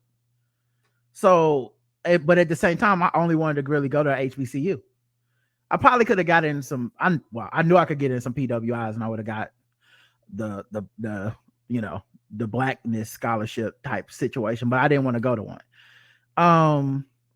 So I think some of this stuff is that for me, where I don't really have a lot of insecurity about my shit in that way, because in a very specific, like I'm gonna do this and I'm not gonna be able to do it, and then I'm gonna fail, and everyone's gonna see that I shouldn't have done this. I don't have that particular hang up. My hang ups are more like it's a weird, I told y'all this when I told everybody this when I applied for the job. I told you this the first day I applied for the job. I said, the thing I'm worried about is what happens when I get it. Yeah, you did say that. I'm like, everybody was like, you should just at least try it. I was like, man, I'm not worried about trying and then my feelings being hurt because I didn't get it. To some level, I probably would have been a little relieved because I wouldn't have felt no pressure. I was like, well, I didn't get it. I tried. Oh well, shit happens. But if y'all remember the story, they asked me to write a packet and gave me a week. I've never written a packet before in my life. I turned it in the next night. Maybe that night. Yeah, you did. You worked on it that night. You was up to like 3 or 4. Yeah. Yeah, Karen went to sleep and I just started writing and I turned it in that night because I said, when we do the show, y'all ain't gonna give me 2 weeks to do this. Mm-hmm. You know what I'm saying? Now it turned out to be wrong. They actually do give you 2 weeks to do a lot of this shit. Nah, my bad. But I thought there were gonna be situations. Now this I was right about. There's gonna be situations when you don't get fucking 2 weeks. Yeah, they ask you for something and you don't. When we go in that rewrite when you have less than an hour to get everything fixed together as a team. When there's been times where we have a meeting and they're like, in an hour, we need you to write a whole like couple pages about this topic in Bo's voice in a way that he will be able to like, it will accentuate his points. You see what I'm saying? Mm-hmm. So I just started, to me, it was, I went into the training the same way Goku and Vegeta take off their clothes and you find out it's weighted. You see what I'm saying? Yes. Where you be like, oh shit, this nigga was never fucking playing with us. He's always had. So that's how I treated it. Now, the next time Bo told me slow down, and he was like, you don't have to try to turn it in the fastest, blah, blah, blah. I said, okay. And what happened was I wrote it in about the same amount of time, but I waited to turn it in until like 5 days later. Cause if it make you feel better, like I took more time to do it, cool. But I mean, either I'm going to sink or swim. So my confidence is just different is what I'm saying. It's just the things I'm not confident about were like, can I live in New York alone? You see what I'm saying? Am I going to find, it's so stupid. And I know it sounds stupid to y'all because y'all like, nigga, you thought you could write for a TV show, but not find out where to do your laundry every week. Yes, nigga, that's where my anxiety manifests. That's where my shit is fucked up. Stuff that people take for granted is stuff I don't, so a lot of this experience for me was, the things I found out I was capable of weren't anything related to the job in those ways. It was, going out at night to do man on the street and meeting people and talking with them and stuff. It was figuring out, what my food and living situations were going to be, moving 3 times in 4 months for 3 different Airbnbs or whatever. That shit. Those are the things that, I navigated. So all that to say, like, I am proud of my work. I got a little emotional because I was thinking the last night when it was the game theory drink talking, but I haven't posted the video, but I was sitting on the balcony in the dark and I was just feeling so grateful, but I was thinking like, man, I almost said no to this.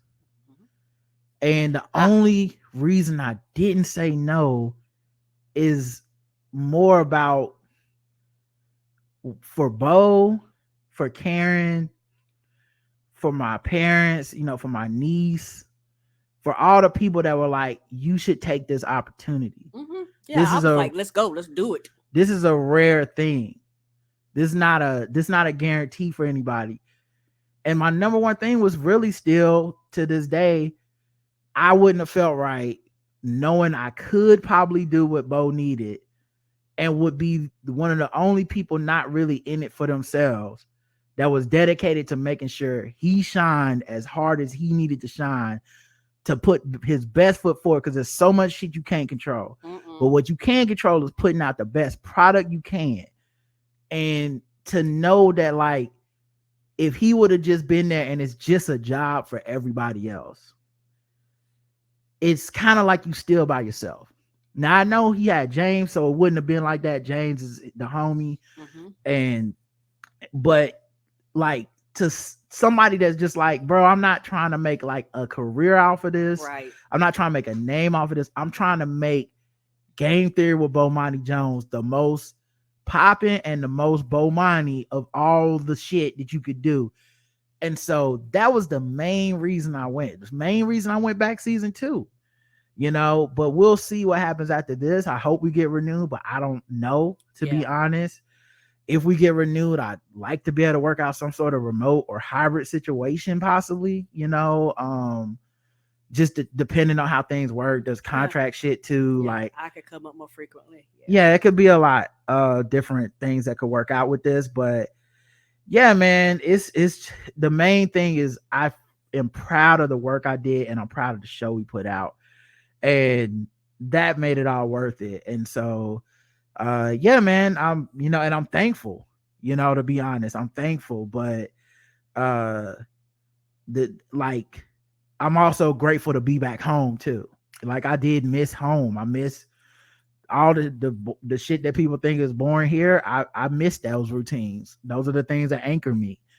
So yeah, you know, and I thank everybody, our fans that came to the tapings, that were so understanding of our schedule, that got, you know, was supporting, that was going up, you know, every time they seen like a Instagram or a post or whatever, you know, the people that shared all the Coolander content, everybody, man, like I was saying this about Keith and Hemda too. Everybody, like Shalewa, Ray, Bossy, the staff of Game Theory, Sydney Castillo, they really love you. They held me down. Like I have no family in New York.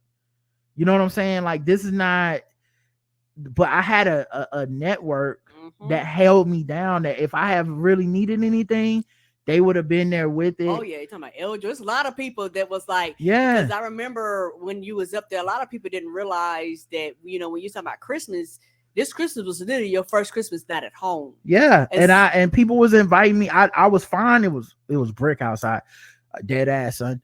But I was fine. So, man, you were getting all the invitations because a lot of people was like, oh yeah. Then it was like, what do you mean you up here and none of your family is here and Karen's not with you, and you started getting all of the invitations? They was like, yeah, no, I think everybody thought I would be sitting in the house sad, but that's not really my thing. I mean, I missed everybody, of course, but you know, that's not like how it just didn't manifest in that type of way. Yeah, but when you talk about network, you had people that was literally looking out, going, you know what? If you need me, I'm here, and I think those things, to me, matter. I know, for me, just going up there, I could tell some of the people were kind of used to me, because I think this time when I gave my name, I was like, Karen Mara. She was like, oh yeah, Rod's wife. I was like, oh okay. Yeah. You know, it was like an automatic thing, and.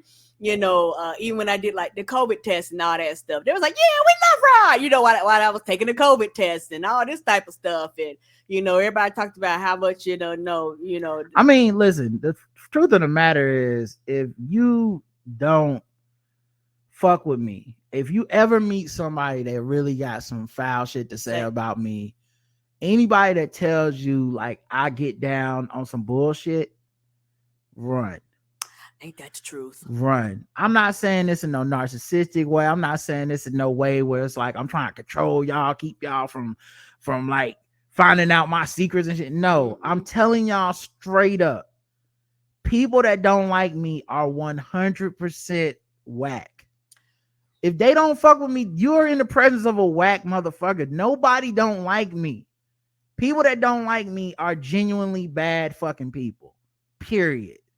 So all that to say, it should be a red fucking flag if a nigga tell you they don't fuck with me. Period. You will never find nobody with a real good reason.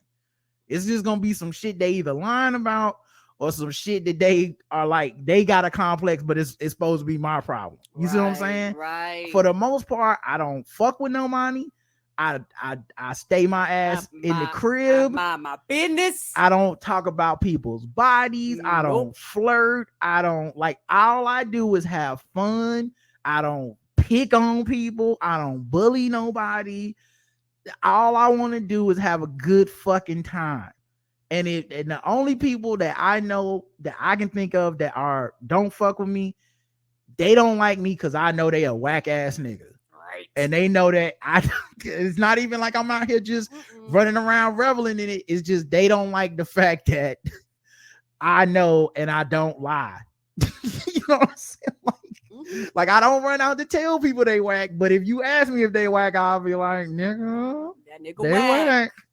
So I promise you, like, you're not gonna run into anybody that's gonna say some shit bad about me in any substantial way. Like, I'm sure there's annoying shit, like I'm always positive or I'm always, you know, sometimes he makes jokes when it's time to be serious, like some shit like that. But you ain't about to, I've never done anybody dirty career-wise. I don't steal ideas. I don't take anybody's work. I don't take credit for people's shit. I'm a good fucking person to work with in that type of way. And I don't want to take nobody's job, none of this shit. So all that stuff to say, like, I'm grateful. And I think when people tell you all that stuff, like, it's because that's the truth. Yeah. Like, and I could tell, could tell like the environment. I was like, oh, okay. Like, because just you and your presence and things like that, I was like, oh, okay, I actually really, and the thing was, and it's not really funny, but what's funny about it, they'd be excited to tell me. They'd be like, oh, you Rod's wife? And you must talk about me a lot, because everybody was like, oh, I heard all about you. I was like, oh, it just made me feel good. I was like, oh, he be talking about me. Well, yeah, I mean, like I said, I think also because yeah,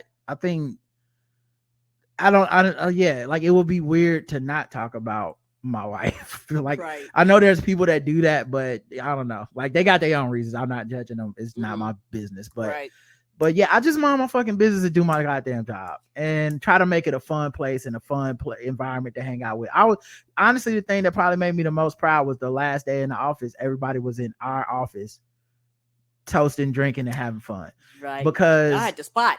I feel like last season when we got there, and this is not a shot at anybody, but I feel like last season when we got there, me and Tommy got there last, and by the nature of getting there last, our room became the writer's room of the kind of like, not the rejects, but just the kind of like the not, like I made a joke, we're the not cool writer's room. And I put a sign on our door this year, and it said "Cool Writers Room." It was a little sticky, and one of the writers took it and put it on the other writers' room as the Cool Writers Room. So then I put a sticky up that said "The Not Racist Writers Room" for our room, and it stayed like that the whole season till the last day, and then I took it and switched it to the Friends Writers Room for the other writers, and then I changed ours to the Living Single Writers Room. But my point being, like, we were kind of a little bit the writers' room that, because we hadn't worked with the other people before, and it feels good to have the room that everybody was like saying, let's hang out here, let's be a community in this room for the last show, and coming by and everyone hugging and saying their goodbyes, enjoying and telling everybody their plans and about their life. We built something here, and I think that's a testament to me, Tommy, Elena. But you know, I took a lot of pride in that because I want people to feel those good vibes, because I think that's what helps us make the best creative content. I don't think this whole miserable, tortured artist shit, this whole thing where we're mean to each other and catty and working in a hostile environment, that shit, to me, I don't need that to be good. And my guess is most of these people don't need that to be good. And so to have that space felt great, you know, and to have that support system felt great. So I'm just mostly fucking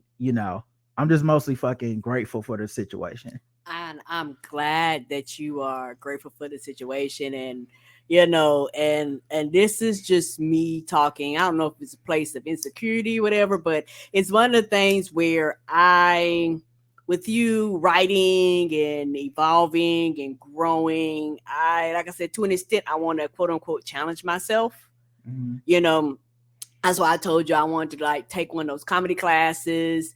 You know, I was thinking about possibly doing like what you call it, like the sketch comedy thing where you kind of have to, you know, do things improv off the top of your head, type of thing. And it's just one of the things where I go kind of quote unquote I mean, I think you can do it. Absolutely. It is work. Yeah. You do your job and you do the podcast and you be doing that. So it's something you have to take seriously, you know. That's true too. But also I don't want you thinking you're not enough. Like, right. That's you know, like I hope you're not doing it out of some like because I this is what I'm trying to say the whole time. I would feel just as good about myself if I never went to New York and did the shit. I felt like I was the shit here. I felt like I was smart here. I felt like the stuff we do for this show is fun and brilliant. I don't need HBO is nice, but it's like a blue check mark on Twitter. Is mostly impressive to other people. Right. But I was impressed with me already. So that's what people are seeing. I'm just because I'm not flaunting into everybody's face and walking around talking about I'm the shit. Right. Doesn't mean I'm not confident or that I don't feel satiated or feel validated. You know, a lot of that came from you, from your belief in me to a certain extent. Even to start to do our podcast the way we do it. So I didn't take writing classes. You know what I mean? I'm not saying I couldn't benefit from them, but I didn't do it is my point. Yeah, like something came for you naturally. I part of this is just thinking I can do it and then just fucking doing it. You know, you put in the work. It's not easy. You gotta get it through a bunch of people, but what happens? So oh man, it's turned to a whole different thing. But that's fine. What happens is like white people get in these rooms the fucking same way I did, if not easier, meaning like it would be that's my homeboy, he just in the writer's room. As opposed to what happened with Bo, which is, hey man, you're my homie. Would you like to submit to the writer's room? I can't promise you anything. It's a blind thing, so I won't even really necessarily know it's yours, or you know, like other people won't know it's yours, but you know, we got X amount of people submitting and there's a very slim chance you get through, but you know, is this something you'd even be interested in doing? And what Bo didn't know that I knew was I can do this. I just need to know the rules. But that's the way my whole life has been. Like I said, I've never tried for some shit and not got it. So I was like, I'm gonna fucking get this. I'm gonna have to go to fucking New York. I'm gonna fucking have to live there. How the fuck am I gonna do our podcast? What I have to leave Karen behind for however long? It's a fucking pandemic. These are the things that my mind was saying because I already felt like I was gonna get it. I was more worried about how is getting it gonna change my life. Okay. And in ways that's what I struggle with, is in my brain starts talking about the negative ways and not the positive ways. It went straight to like, fuck, you know what I mean? And where most people would be like, oh my God, what if I get it? I'm crazy, I'm nervous. I was never nervous because I was like, right. I can do it. You know, they still make jokes about this. My first interview with them through Zoom, I asked them, okay, but how much money do it pay? Like I was interviewing them. They thought they were interviewing me. Right. You know, I was like, because if it's a number they would have said, I've been like, well, no, I'm not coming up there. Right. You know what I'm saying? So like, this is like, and I'm not trying to sound arrogant. I'm saying this just as, because I mean, if you think I sound arrogant, I don't think, me saying, also keep in mind, me also saying, I didn't know how I was going to do my laundry. That to me, I don't think it's arrogance. I think most of y'all are like, the 99% of y'all like, nigga, what? Of course, you just get a service or you go to a laundromat, you fucking idiot. So I feel like most of y'all are like on the other side. So it's humbling but I'm confident is what I'm saying. My point being, you've done 2,600 episodes of this show right beside me. You've done so many spinoff shows. You've been guest on other people's shows.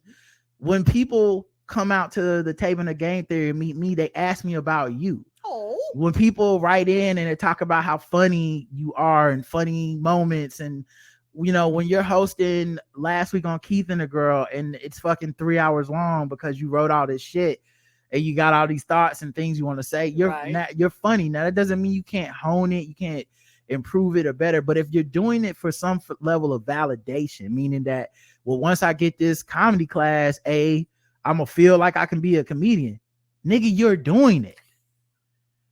You don't need it. You don't you don't need it for that. There's nothing wrong with wanting it. Yes. Just make sure you want it for you, not not for some external reason for some other person to see. I need to see. Like, if anything, you should be teaching a class, not taking a class. Cause you get up here and improv every fucking day. You improv more than me. I'm the one that know what we're gonna talk about. You don't. Oh, that's true. That's true. I be coming off top rope. You dedicated a lot of time to this. So I mean, if you want to do it, I'll obviously support whatever you want to do. But yeah, I hope you're not looking at me being in New York or looking at it as like not a competition, but like I gotta step up, I gotta keep up. No, you don't have to do that. You continue to, because you already are honing stuff constantly. You listen to podcasts, you're constantly listening to comedians, like you're listening to audiobook, like you're always learning and you're always pushing yourself. And you also hold down an entire fucking job, like not even that you necessarily need it, but you hold it down and you do that job, great. And you get I just hope you're not looking for something external that you don't need. So as long as it's coming from inside, I'll support whatever. But if it's just to, if it's for external shit, so you can finally call yourself a comedian, that's bullshit. You've been a comedian for years now. We've been doing this over a decade. Yes.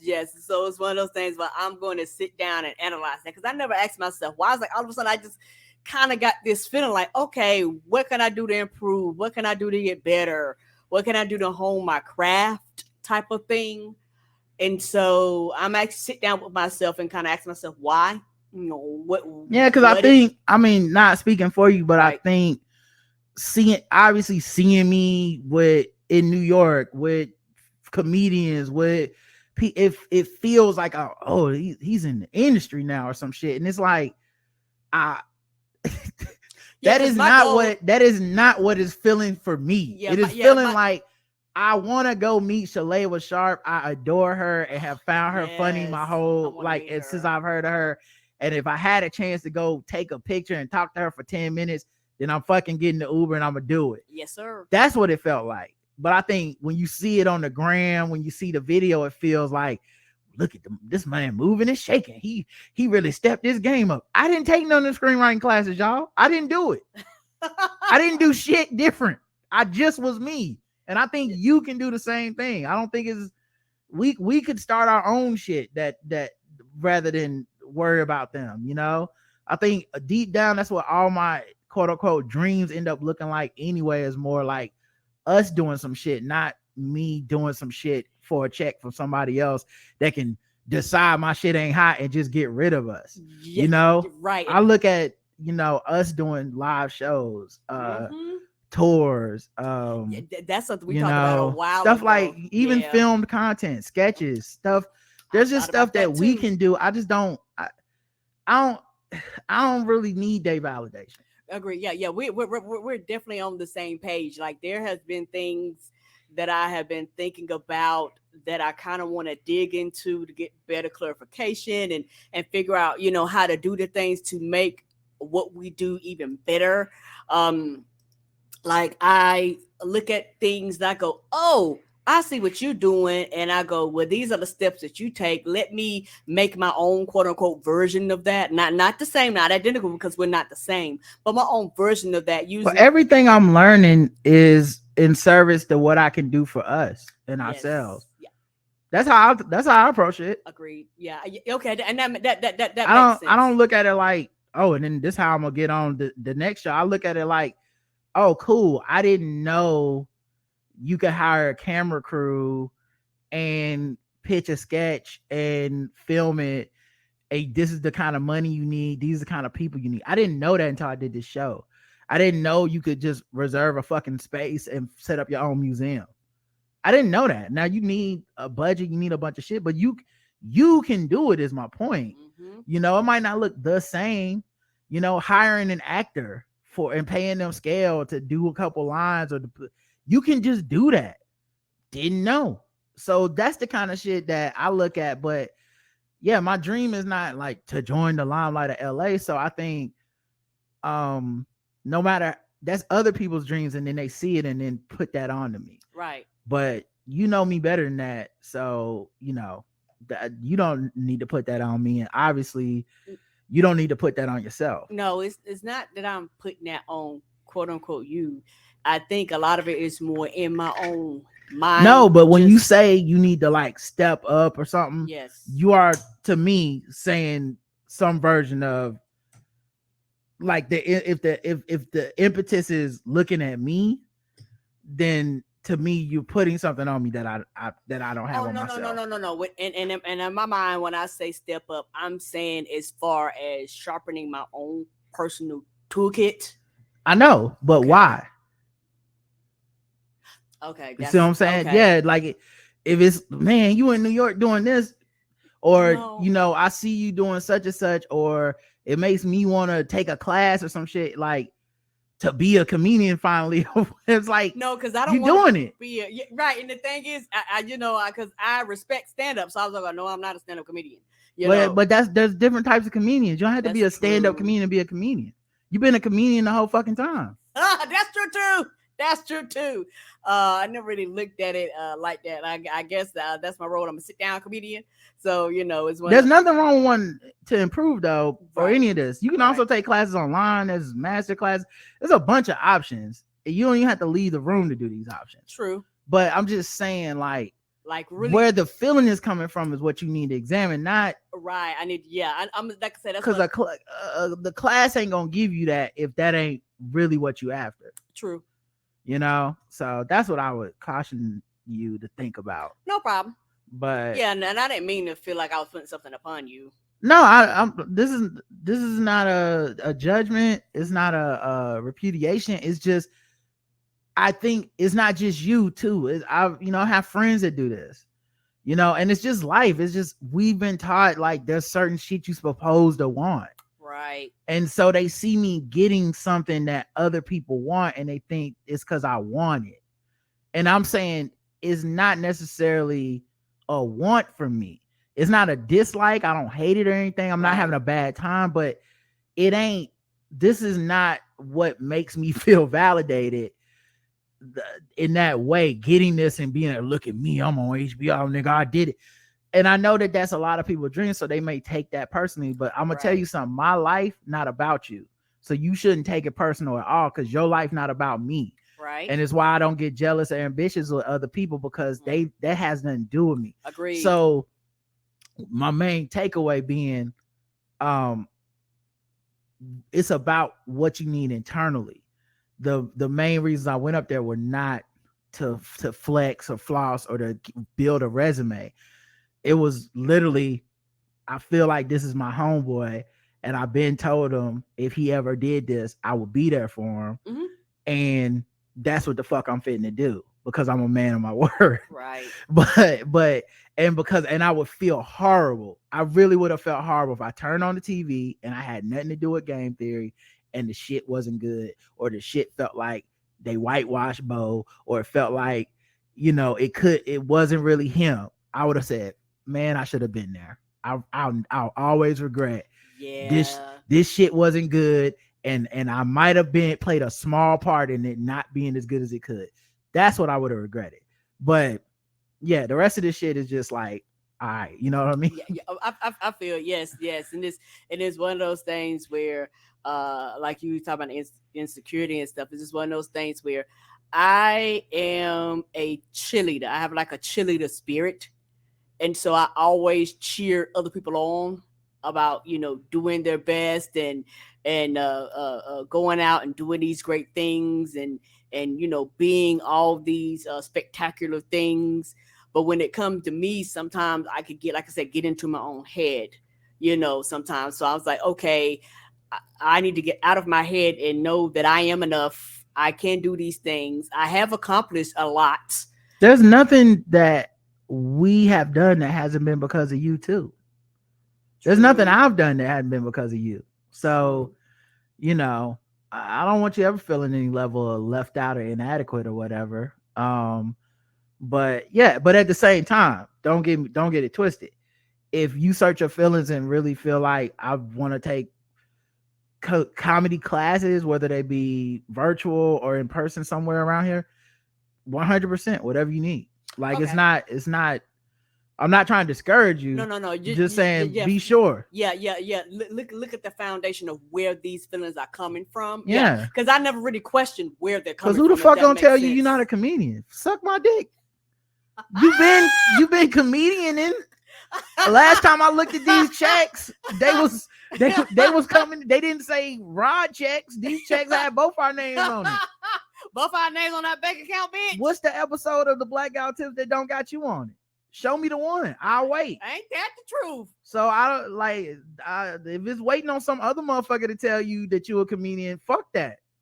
Tell yourself that shit. Yeah. And then go do what you want to do. Go get it yourself. Yes, and I and it's one of those things where I do jokes and things like that, but I've come to the conclusion where I go, bitch, I am funny. I make myself laugh. And right. I love the fact that our audience is super, super supportive in me doing my comedy. They kind of like a soft landing pad, and half of the jokes sometimes the jokes be bad, but who gives a fuck? Yeah, they ours. Yes, they are. They're my bad jokes. All right. We didn't talk about anything. Donald Trump got arrested. I'm sure we'll talk about it tomorrow maybe or something. Not arrested. He got indicted, and I can't wait for him to get arrested, even though he got to get arrested the most fun white way ever. But the main thing is I'm back from New York, guys. And I think you know what that means.